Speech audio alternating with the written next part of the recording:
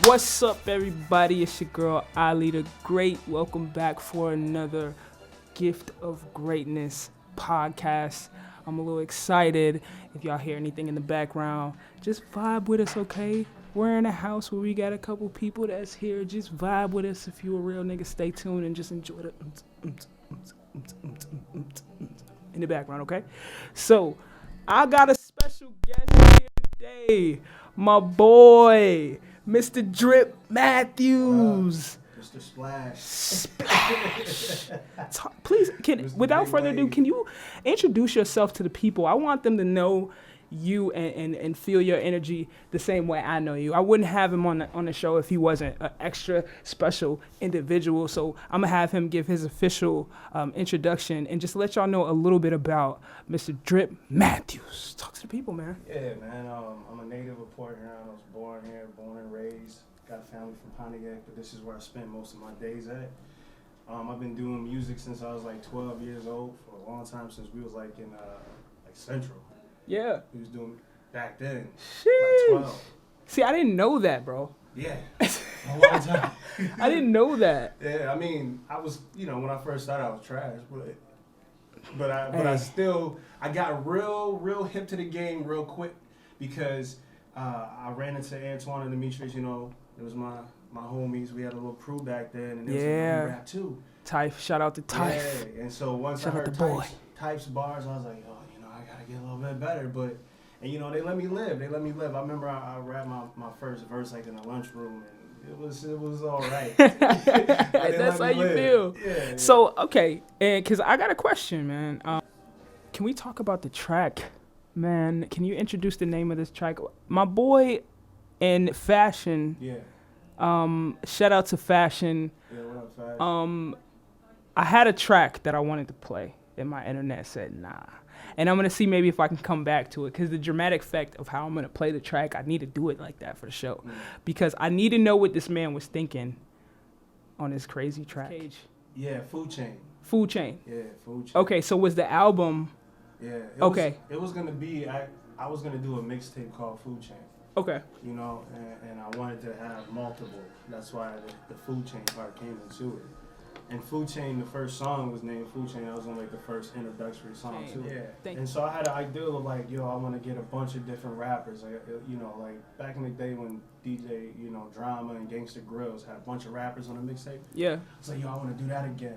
Oh, so it's like compilation. You just want to be straight animals. Straight animals. And I wanted to have all the local artists that I could reach out to, and so... But that was my great, grand scheme ideal. Right. So I just did a record. I made the beat, and then I did, I don't know how many bars, like 24, 36 maybe. I just went off on it. And I just posted it. I did a little, some graphics for it. I posted it. I just wanted to see people's response to it. Fashion hit me up shortly later. Matter of fact, he hit me up. He had, added some more stuff to the beat. He had some drums and some other things. So I'm like, that's crazy. He was like, got some, man. I think if you ready to work, we can do it. I got something free. I was like, what you mean? I think I can get Cassidy to get on this. So I was like, stop playing, bro. You mean Cassidy? He was like, yeah.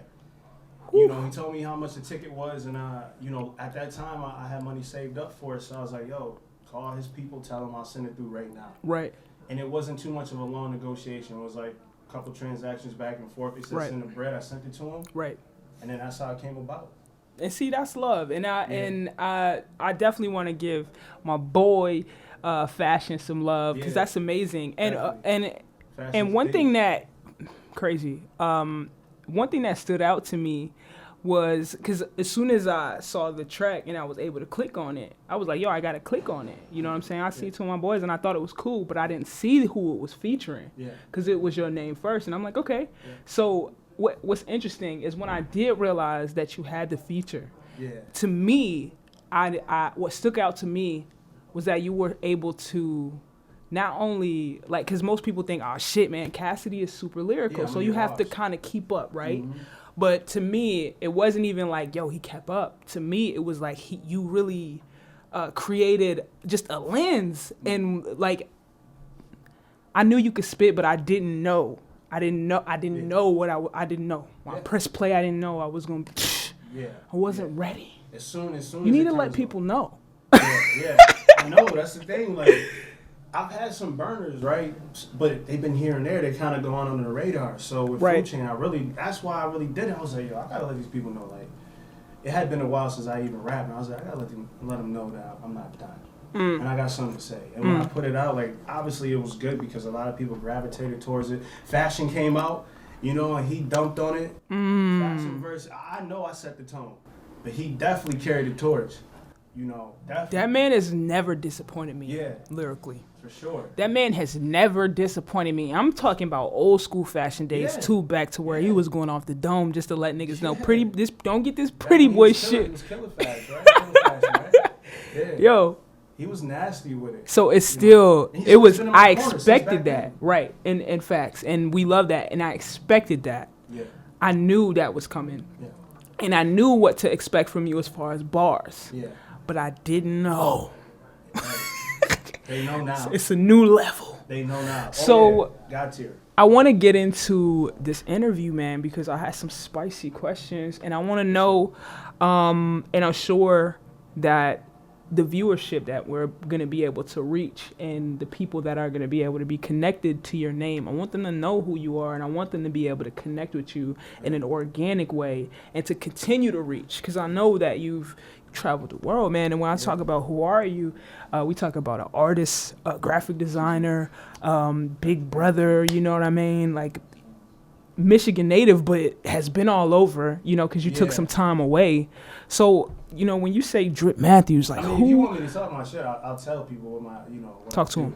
Talk to him. You know, I do graphic designs, and I've been telling people that for a minute. Like, yo, hit me up if you need it, I got it, you know. And I want to work with whoever wants to work with me. There you but go. Outside of that, I do beats. You know, I've been making beats for about a year, but I was making them back in the day when I was doing Fruity Loops. Wow. So that whole project, you know, the album I just put out, Heartfelt Fuck Yous, like, I did all the beats except for like 2 of them. Most people don't know that. So I did the graphics, I did the beats, I wrote for it's all me. And that's why it makes it so much doper. Wow. You know, and outside of that, like, I can draw, you know, I kind of sang a little bit. You just doing you. Gemini. See, okay. That's what it is. Gemini's are super creative.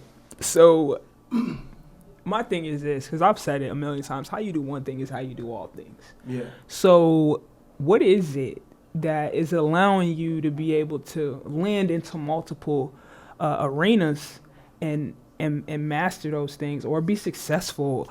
Because I hear it a lot, is this idea that you can't be great at multiple things. And I personally disagree, but I'd like to hear from you. How is it that you're able to, you know, manage and kind of, you know, master those kind of things? We doing projects where you have multiple roles. Yeah. You know, how do you manage that, bro? Well, I'd be lying if I said, I don't procrastinate, because I do, you know, and I think part of it is a process of like birthing good ideals, great ideals. And so sometimes it takes time. I think sometimes I take longer than need to sometimes. But for me, it's like, it's 50-50. I could say that it's all me, but I think that this is ordained. I've been this way since I've been a child. Like my mom could tell you, when I came out the womb, like, I didn't speak for a long time, but I was super attentive to things. I was always looking and in the mix and always drawing, being a little kid quiet. You know, so it's 50-50. I was born this way, and then it's just me taking the steps and saying, like, I think I can do this. All right, so now you think you can, well, try it. Right. And that's the thing. I've always tried it. Even when people thought it was weird or even if I wasn't sure, I always gave myself a chance and said, well, at least you got to try it. Right. Because you can look around and see everybody else doing it. And, you know, name your top rappers. And you think, like, yo, I'll never get there. But you got it. If you hear any of their early songs, they sound like trash. You know? And it's like, yo, they all have to put the work in. And I think Will Smith said it best, you know, and I don't want to misquote him, but he said something like, you got to put like 900 hours or 1,000 hours or something into anything that you want to be great. And so that's why I just started looking at it like, well, you know what? If you're not good now, you will be that. Eventually you'll get there. So let's just start with day by day. And that's what I do with every single thing. Graphics, okay, day by day. In the gym, day by day. You know, it's easier to compartmentalize things when you look at it from that perspective versus, oh my God, I'm not here yet, I never will be. Wow. You know? Come on. Talk to these people, man. Hey, what's up? My thing was this, and I love that you said that, because I think about this on a daily, but it empowers me. And I'm hoping that my people at home, this can empower you and really get you to understand. I told Justin today, me and Justin was just talking. Shout out to Just Nice. Hey, Just Nice. Come on. But we were talking, and, you know, I had made a comment because we're talking about being great at something, right? Yeah. And I know there's somebody out there who's like, I want to be the best shit ever tomorrow. And listen to me. All due fucking respect, my guy. It is disrespectful to the craft and to the people that have paid their tithes by respecting the time it takes to get great at something. So for me, yes, man, let's start there. Start at your day one, and we can be gentle with ourselves. But for me, it made me feel better to look at myself and say, don't be arrogant enough to think that it comes easy. You have to fight. It's blood, sweat, and tears. It's a little bit of suffering, but some of that suffering is just so rewarding. Let's not focus on all the sexy shit, okay? There's some hard shit that you have to accomplish. And like my boy Drip Matthews is saying, it's day by day. When you can break it down and compartmentalize, and you're giving yourself room to breathe, and you're giving yourself room and permission to make mistakes. Every day, my goal is to do something and make a mistake, bro. I'm like, my motivation behind the consistency that I'm able to show these days is just that I'm like, I just want to shoot 100 shitty videos. I just want to write 100 shitty songs. And that, to some people, you think that's negative, but for me, it's like, that's giving me a relief-free experience. I'm not trying to be perfect. I'm not trying to write the perfect fucking song. I'm not trying to make the perfect video. If I come at it from there, I'm putting so much pressure on myself that I might not even make a damn thing. Exactly.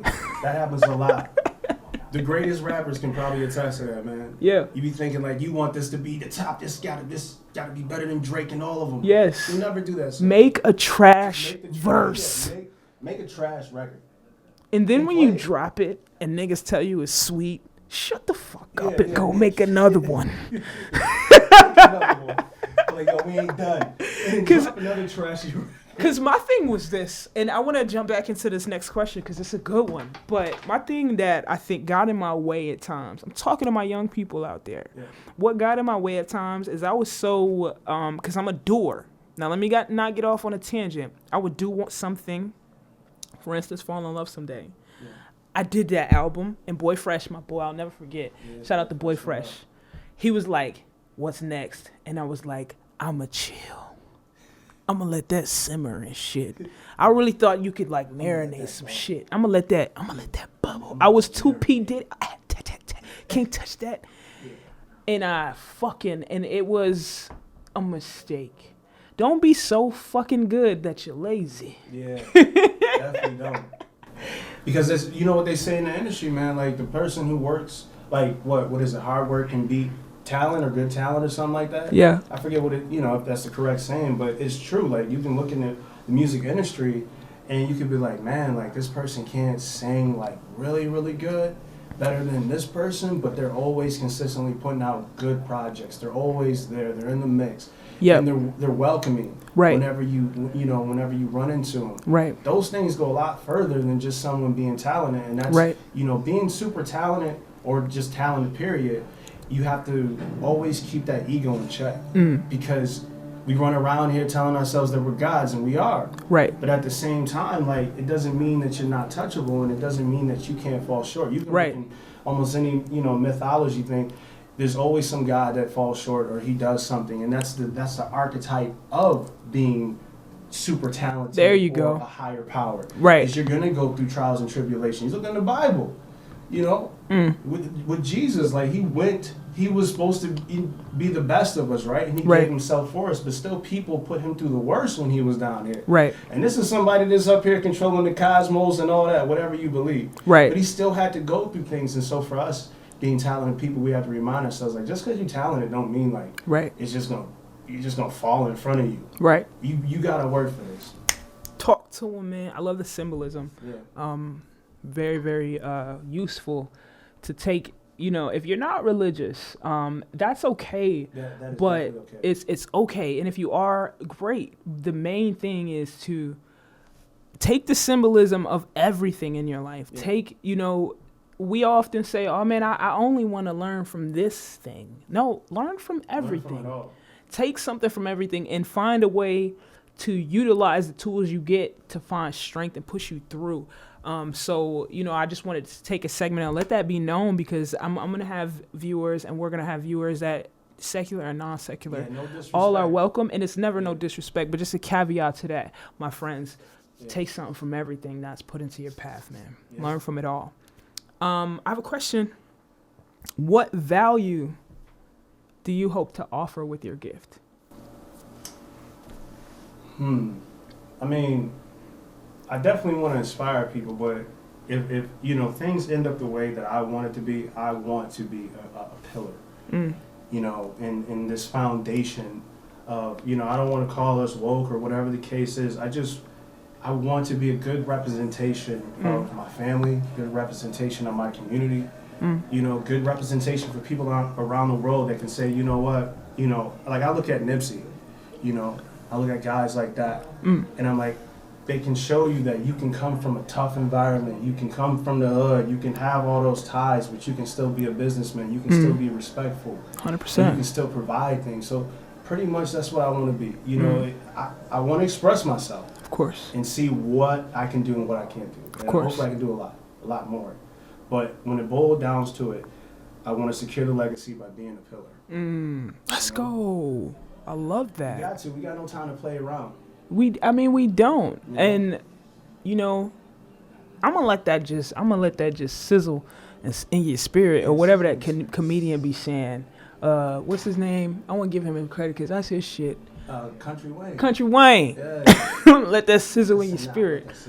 Shout out to Country Wayne. I don't know that man, but give him his credit. Yeah. The show is called Gift of Greatness, right? Yes. So, what I was hoping to do, and what my intention to do with this platform, is to offer that gift. Yeah. So, it's mandatory that I ask, what is your gift of greatness? In what context? So maybe if I give you my gift, it'll give you kind of my gift of greatness is the gift to connect with someone in any setting. Yeah. To be able to, and not to say that I can connect with anyone, but everywhere I go, I'm able to have some kind of powerful connection with someone, and it's impactful. I take something from them, they may take something from me, or we share a moment, and that is my gift. Yeah.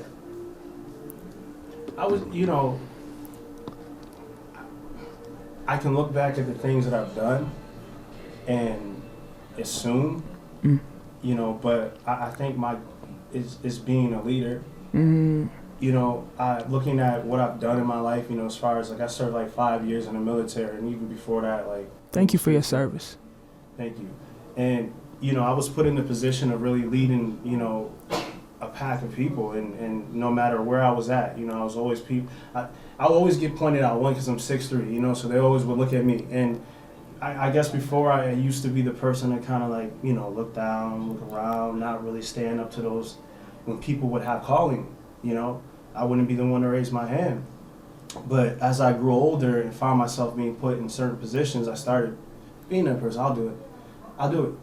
And so I think, my gift is showing that people listen, you can lead without being, I'm the boss. I think people look at me and they say this dude is tall, he's 6'3". They expect me to be some type of monster, but when they see me, they're like, oh, he's actually, very humble person, very humble. He doesn't really raise his voice too much, and that's what I like about it. I like to have that energy with people. I don't want it to be any other way.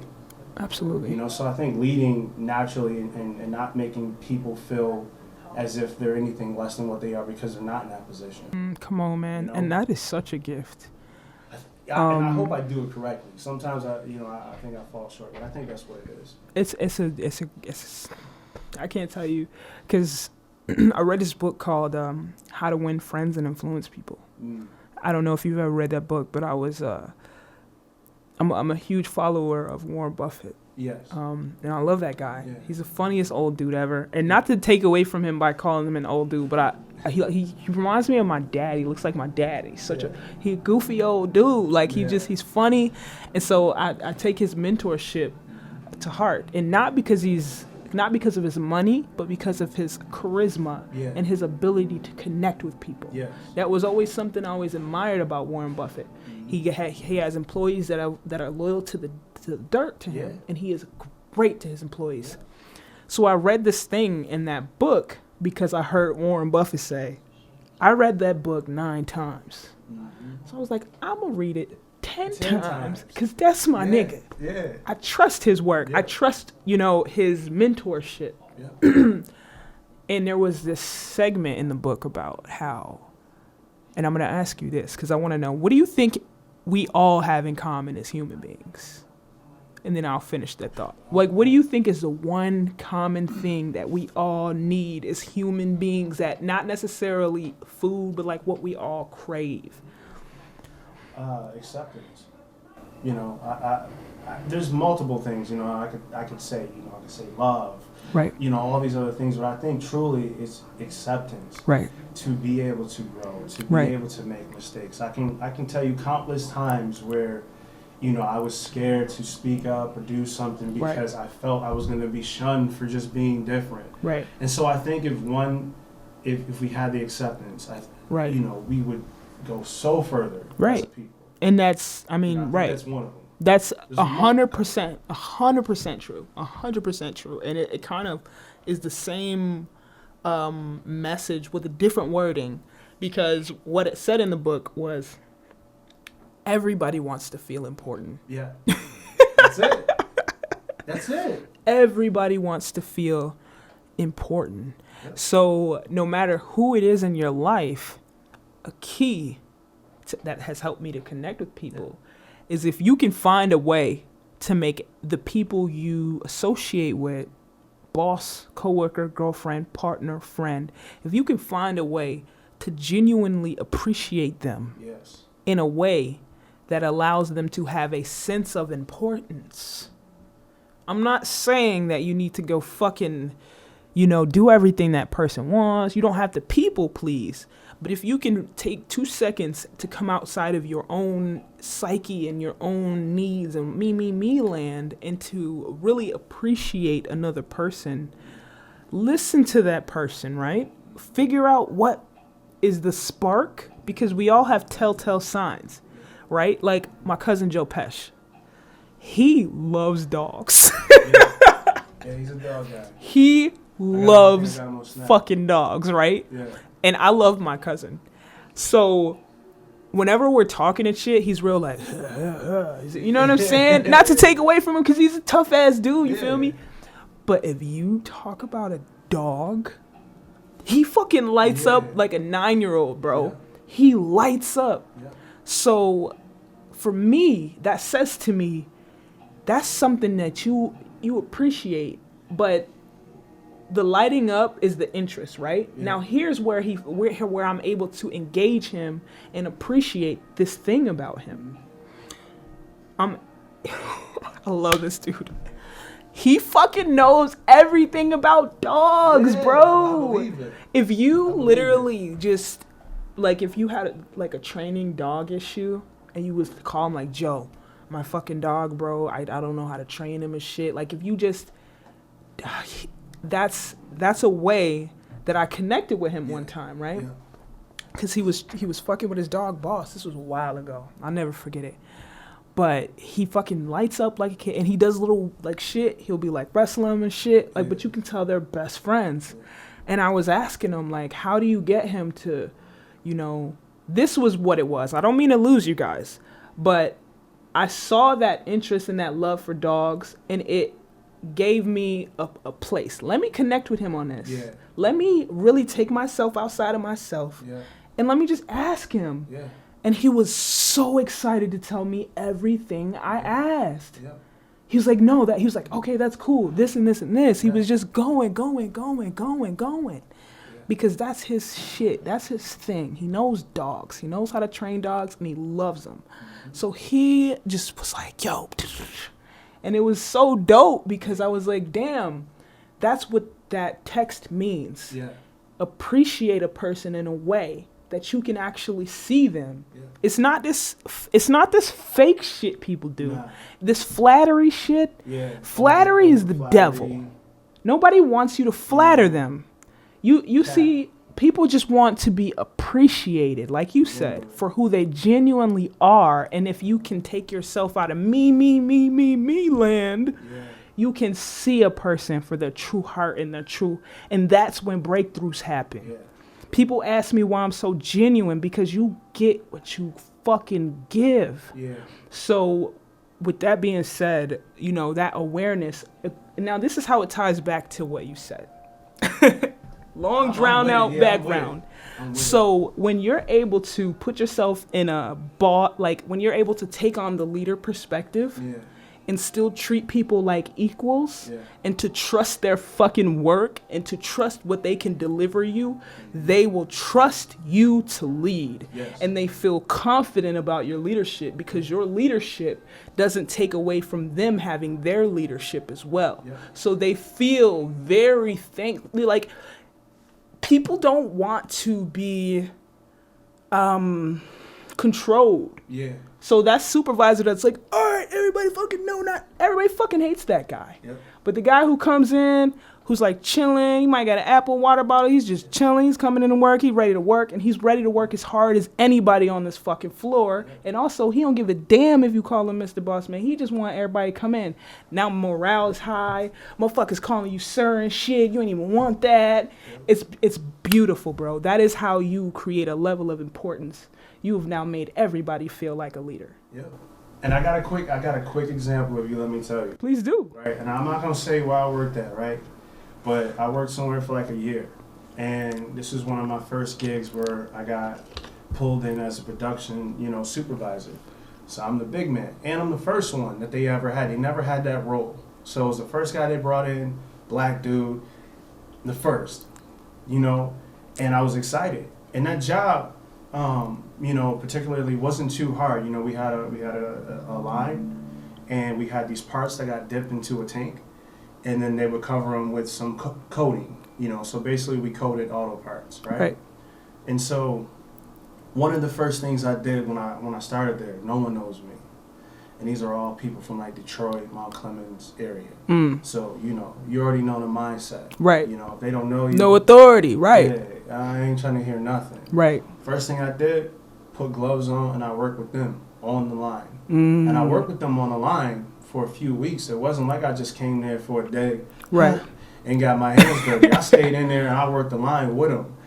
I grinded. I took my breaks with them. I did everything that they did. And they didn't even know. I didn't even tell them I was a supervisor. Wow. I just came in. They thought I was a new guy. Wow. So they teaching me the job. Some people, razzing me, whatever. Right. And I'm just learning. I'm making relationships. Right. And then finally, the plant manager came. Like a month after. He's like, "Hey guys, I want to introduce, the new supervisor." And they're like, "Whoa!"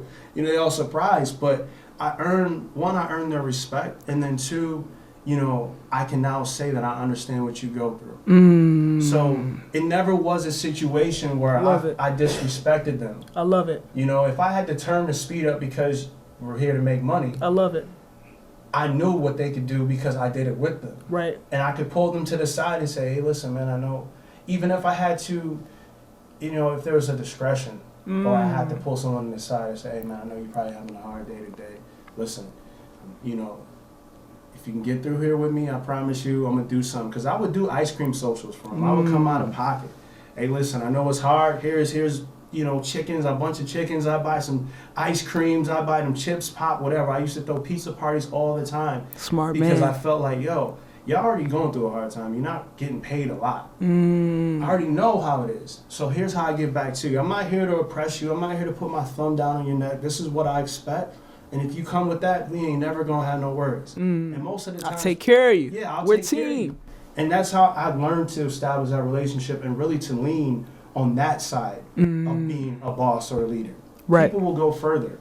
They will do more for you. If being a soldier, right, you will go down and don't matter if you're staring death.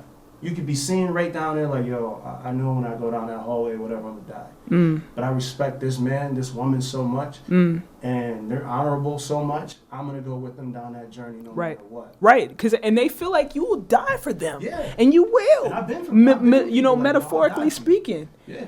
You gotta show me that. You gotta show me. And when you show me that as a human being, it's a pull, it's a compelling. It's beautiful. Yeah.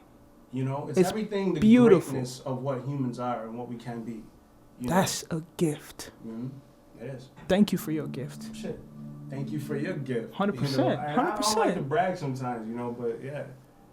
Got to. And right now, what we doing here, this is for us, but this is for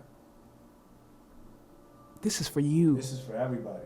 So anyone who is able to come here and commune with us, please believe you're family for us, and we're going to fight for you the same way we will fight for our own. And this is how we do it. Because you didn't have, somebody on your YouTube. We had fucking Sony cassette, motherfucking CDs. We had to get ourselves through some shit. And that's cool too. But like youngins, we here for you.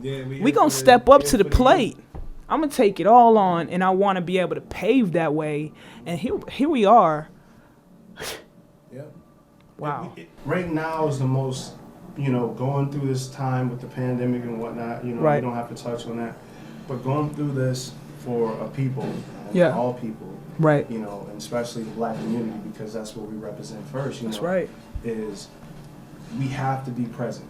That's right. This is the time for us to be present. This is the time for us to step up. This is for the time for us to not make excuses and to be accountable. Let's go. And for the youth that we will never see physically, right? I hope that this definitely reaches out to them and inspires them in whatever they're going through in their life. And I promise you, you take it day by day, you will make it through, no matter what you're going through. Please connect. It might sound, but it's true. Mm-hmm. It's definitely true. 100%. I'm right there with you. If you need to, man, all the info is below. DM me, DM Drip. Talk to us. Anybody that I have on this show, please believe they are more than welcome and more than willing to. This is why we're here. Utilize us as a resource. If you are in a place where you just cannot do it by yourself, please believe you don't have to. Tap in, lock in. We here. But I want to get your thoughts on something. When does procrastination start to spell disaster for us and for our dreams? When putting things off, how many times do we let our failure to follow through with something turn into our negligence to our gift? When do we realize that just the idea of doing something is powerful and can be empowering to actually to be involved in, but on the opposite side of that coin, wanting to do those things and not attempting to do those things is literally robbing us, of discipline, of time it takes to master anything, and it is disrespectful to our gift and our people out there that are using theirs to better this world for us. What are your thoughts on that? What are your thoughts on that? I could personally speak from that. Please. Because, like I said, I feel like sometimes I've procrastinated. And sometimes it's worked out to my advantage because it's right on time. It's when it was needed to be and when it was supposed to be. Right? You don't want to get ahead of yourself. Mm-hmm. But I've also experienced times where, I procrastinated and then a moment passed me up. Let me tell you this. Fashion, that wasn't the first time fashion hit me up and said, yo, I can get you with somebody, right? He was, there's a kid called, I think his name is Sayari the Kid, and he did a record a year ago or so with Royce the 5'9". It was Black something, right? And it was like a year before that where fashion hit my line and said, yo, I can get you with this guy. Get you in touch with him. Y'all can work. Y'all can do a record together. You just got to be ready. And I wasn't ready. I was 1 foot in, 1 foot out. I wouldn't say fake rapping, but it's like, you know how it is sometimes. You get in that mode where you're looking like you're doing a lot, you're moving around a lot, so you're not really making no progress. And that's just like keeping up with the Joneses. So at that moment in my life, I wasn't really taking advantage of everything around me. I wasn't putting forth maximum effort. And I missed that opportunity. A year and a half later, he's on a record with Royce. So I'm not saying that I could have met Royce from that or whatever, but you don't know the opportunities that you missed out on if you don't take you don't even try. And so I speak personally from that, where it has damaged, relationships or situations, and so when you have an opportunity or you have something in your head, most times you don't need to be told several times to do it. It's just that inner voice that says, yo, you should be getting your ass in gear and doing it. So when you hear that, do it. Do it. There's nothing bad that's going to come from you taking the opportunity, taking the time to build on yourself. What can come bad? And even if it appears to be a loss, it's not a loss, it's a lesson. It shows you what you can do at that moment, gives you opportunity to dream and be like, well, I did it that way, next time I can do it that way. Yes. And so really you have to use that, as a tool. Yes. Right? You got to take the time to build yourself. You got to absorb energy and whatnot, but at the same time, you don't want to wait too long for something to come into fruition. You don't want to wait too long on yourself. These people out here, and I'm speaking in general, there's people out here working day in and day out, working harder than you, working harder than me. Say that. You know what I mean? And so you got to remind yourself, like, why you sitting back, drinking beers, throwing you on the couch anyhow. Yeah. Why you doing all that? There's people out here pressing them weights. They get in the bag. Let's go. So the more time you wait on yourself, man, hey, you got all the time in the world. But time ain't, your time is not infinite, you know what I mean? So you can wait around, and by the time you get to there, if you do stay on it, you'll get there, but your journey will have been way longer than it needed to be. Talk to them. Talk to them. Way longer. Wow. Let them know where they can find you, man. You can find me, I'm on Instagram at Drip Matthews. I have another handle at Count Dripula. Let's go. That's where all my artwork is at. If you definitely want to lock in with me, you can hit me up on either one. You can hit me up on Facebook at Drip Matthews. I'm on YouTube, Big Drip. Big Drip. Everything's about the drip, man. That's it. Let's go. And I will make sure. You following it? You understand it? Let's go. I will make sure you have all that stuff available to my people out there who are listening. Listen to me. Look at me. Okay? It is never too late. I don't care how many times you fall on your face. Whatever missed you wasn't for you. Yeah. But do understand what you're missing out on if you let go of your potential. Yes. But if you do, and you do slip off, and you do sail over yonder 18 seas away from home, you can make it back. You can. You always can. No matter what. It's never too late. It's never over. Yeah. Because guess what? You're here. Yeah. So, all right, my babies, it's been amazing. Yeah. Thank you, my boy. Yeah, appreciate it. Thank you so fucking much. Yeah. You're dope. Thank you for being here. Great Nation. Yeah. Gift of Greatness. Thank you so fucking much. I appreciate you. If you like this, make sure you hit that like button, subscribe, post notification just so you can be notified, comments, all that shit, man. Man, Gift of Greatness. You know what it is. Give big, ask big.